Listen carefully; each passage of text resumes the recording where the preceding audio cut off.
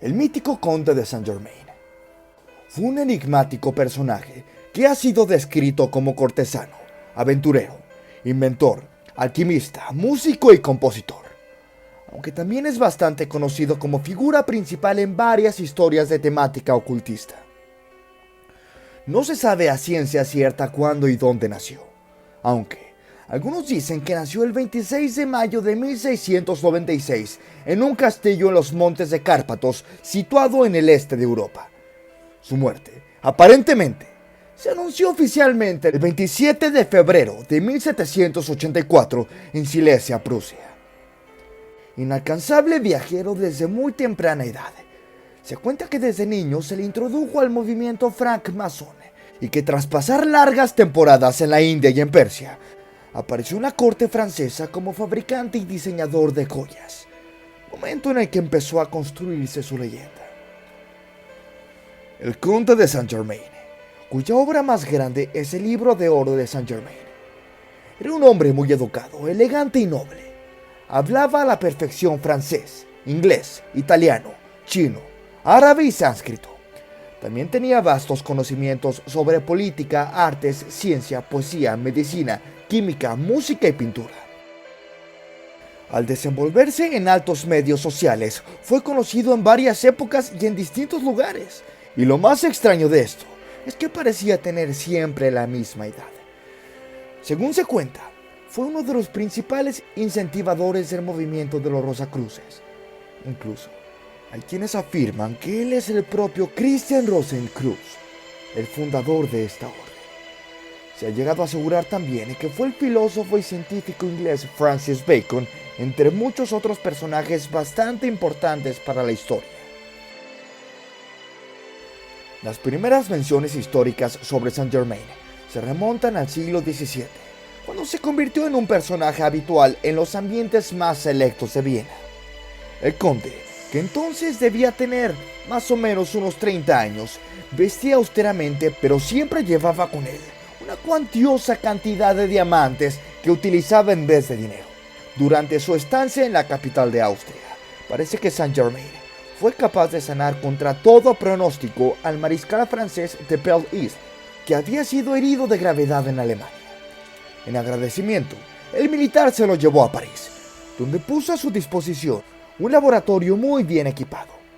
Fue precisamente en esta ciudad donde empezó a gestarse el mito del conde de Saint-Germain.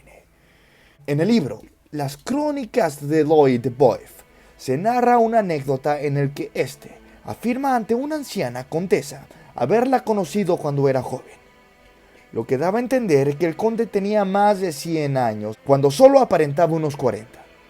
Y la anécdota te la contaré a continuación. Fue en París cuando una anciana condesa oyó que un tal conde de Saint-Germain había llegado para una velada en la mansión de Madame de Pompadour, que era amante del rey Luis XV de Francia. Ella supuestamente había conocido al conde en el año 1710 en Venecia, y al encontrarse nuevamente con él, se sorprendió a ver que no había envejecido en lo absoluto, preguntándole si era hijo del conde que ella había conocido en Venecia. A lo que este hombre le respondió lo siguiente: no, señora, pero yo vivía en Venecia a finales del siglo pasado y comienzos de este. He tenido el honor de haberla conocido bella y hermosa. Ante lo que escuchaba la anciana, la perpleja le contestó: perdóneme, pero eso es imposible. El conde de Saint-Germain que conocí en aquellos días tenía por lo menos 45 años, y es la misma edad que aparenta tener usted. El conde consiguió convencer a la condesa de que era el mismo hombre que ella conoció en Venecia, dándole todo tipo de detalles de sus encuentros anteriores y de cómo era la vida en la antigua Venecia. Te cuento también otra breve anécdota de lo que parece que el conde de Saint-Germain fue arrestado en Londres a finales de 1745, acusado de apoyar la causa de los Estuardo, y esta información parece desprenderse de una carta oficial en la que se relata el arresto de, y cito, un hombre extraño que se hace llamar conde de Saint-Germain. No dice a nadie quién es ni de dónde viene. Admite que este no es su verdadero nombre. Canta y toca el violín magníficamente. Está loco. Tras ser sorprendentemente liberado, volvió a Versalles, donde se convirtió en uno de los personajes más próximos a Luis XV y también a Madame Pompadour, con la que se llegó a relacionar íntimamente. En 1760, el rey le envió a La Haya como representante personal para negociar un préstamo con Austria para ayudar a la financiación de la guerra contra Inglaterra. Allí, sin embargo, no solo se enfrentó con su antiguo amigo Casanova, sino que fue acusado de conspiración contra Francia por el duque de Choiseul, ministro de Asuntos Exteriores del rey Luis, lo que precipitó su huida. Según parece, en Holanda, bajo el nombre del conde de Surmont, amasó una gran fortuna. Y es que Saint-Germain no dudaba en ofrecer todo tipo de ungüentos, pócimas y brebajes para combatir cualquier mal, incluso para exterminar con la muerte. Aunque las acusaciones de timador y conspirador le perseguían allá donde fuera, se rumoreó incluso que precipitó las cosas para que el ejército ruso colocara en el trono a Catalina la Grande, y su natural disposición hacia la política y hacia la diplomacia le granjeó numerosos aliados importantes en toda Europa.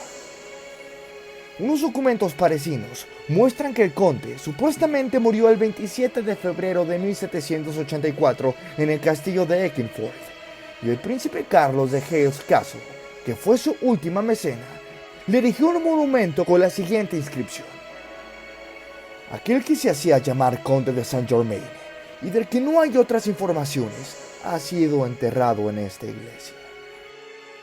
Aún así, la leyenda del conde inmortal sobrevive a su muerte, y de esta forma, en estos 2 últimos siglos, numerosos iluminados han afirmado haber visto al escurridizo y misterioso Saint-Germain vivito y coleando. Hay testimonios que lo sitúan en París en 1835, otros que lo han visto en Milán en 1867, e incluso en Egipto durante la campaña de Napoleón. La misteriosa vida de Saint-Germain lo convirtió en objeto casi de culto de todo tipo de teósofos y ocultistas que han llegado a decir que en realidad el conde de Saint-Germain era el mítico judío errante. También han dicho que él fue el mago Merlín. Ahora bien, la introducción del libro La Santísima Trinosofía, supuestamente escrito por el mismo Saint-Germain, nos brinda algunos datos históricos sobre este célebre personaje, donde nos dice que, y cito, sobre el conde de Saint-Germain han circulado y siguen circulando los más extravagantes rumores. Hasta hoy, ha sido imposible determinar con exactitud su personalidad histórica. Si exceptuamos el reciente estudio de René Ejaud, quien afirma categóricamente que el conde era el príncipe de Transilvania Leopoldo Rakowski, nacido en 1696. Las hipótesis históricas sobre sus orígenes son numerosas. El historiador Frederick Belleau lo presenta como el hijo de un recaudador de contribuciones de una aldea de Saboya. Alfred de Casteau mantiene que era bastardo de un gran señor y que nació en 1704, también en Saboya. Madame Birch, por ejemplo, declara que su padre era un comerciante de Moscú y algunos otros afirman que era hijo de un médico judío. Uno de sus más recientes biógrafos, Maurice Heime, concluye de la siguiente manera: hace más de medio siglo que se investiga el problema de los orígenes del conde, y es necesario reconocer que hasta hoy nadie ha logrado salir del terreno de la hipótesis. Pero lo que sí es seguro es que este personaje tenía un origen muy bien encubierto. Recientemente, según la última aparición fue en 1972, cuando un hombre llamado Richard Chamfrey apareció en la televisión francesa después de que la rumorología dijera de él que era el conde de Saint-Germain. Para demostrarlo, convirtió el plomo en oro con una simple estufa de acampar ante todas las cámaras del país. Sin embargo, más tarde y tristemente, en el 83, este hombre acabó con su vida. Y para concluir, podemos decir que su vasto conocimiento parecía no tener límites. Era un sabio de todas y cada una de las disciplinas de su época: medicina, arte, poesía, química y música. La sombra de este hombre fue un constante hilo conductor en una Europa que empezaba a despertar al mundo en su modernidad. Un personaje que pareció habitar tras cada telón y en cada decisivo acontecimiento. ¿Casualidad o mito? Tal vez. Nunca lo sabremos. Aquí tu amigo Pepponsteel reportándose. Un saludo.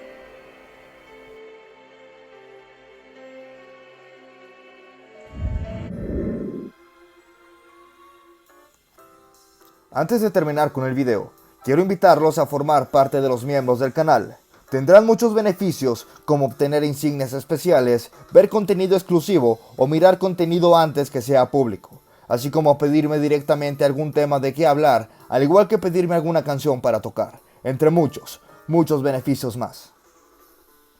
Si mi trabajo les gustó, los invito a que dejen su like y se suscriban al canal, ya que me ayudan un montón a continuar con este proyecto, además de que es totalmente gratis. Larga vida a todos ustedes, amigos, y recuerden, ¡Let's rock!